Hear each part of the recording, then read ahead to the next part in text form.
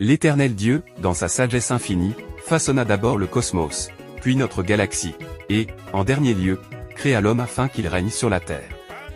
Tel fut l'amour de Dieu pour l'humanité qu'il daigna lui rendre visite et converser avec elle dans le jardin d'Éden, lieu de communion originelle.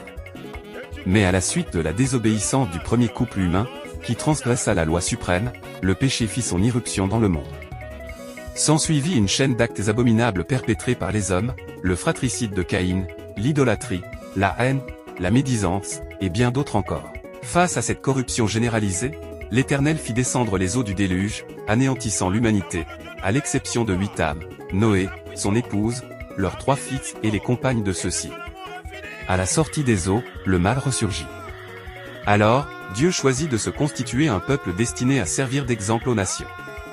Par son intégrité, Abraham reçut la promesse divine de devenir le père d'un grand peuple puissant. Ce furent finalement les descendants de Jacob, petit-fils d'Abraham, qui furent élus pour manifester la gloire divine et former la toute première nation sainte.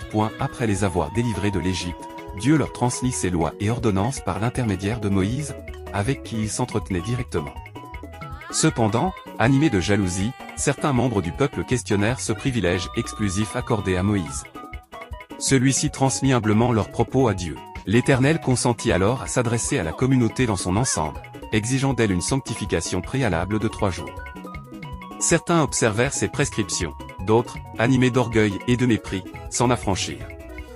Lors de la théophanie au mont Sinaï, alors que l'Éternel parla, plusieurs, souillés, périrent sur le champ.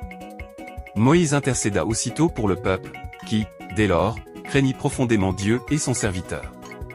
Les années passèrent, et une nouvelle requête émergea. Le peuple souhaita voir celui qui s'était manifesté sur le mont Sinaï. Moïse transmit cette demande, et le Créateur annonça qu'un jour viendrait où il habiterait au milieu des hommes, afin qu'ils puissent le connaître. À travers les prophètes surgis parmi le peuple, Dieu révéla le mystère de sa venue au monde sous forme humaine. Ainsi, dans Ésaïe 7h14, il est écrit, « Voici, la jeune fille deviendra enceinte, elle enfantera un fils, et elle lui donnera le nom d'Emmanuel, ce qui signifie « Dieu parmi les hommes ».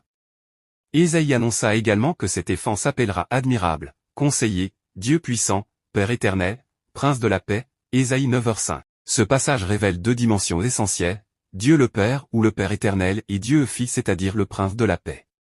Ainsi, Dieu le Père, en choisissant de venir au monde par la naissance, se fit appeler Dieu le Fils. Zacharie 4 verset 10 nous dit, « Voici, je viens et j'habiterai au milieu de toi, dit l'Éternel. » Ces prophéties de la première naissance de l'Éternel Dieu se réalisèrent des siècles plus tard lorsque Marie, appelée affectueusement Maman Maria, conçue par la puissance du Saint-Esprit et donna naissance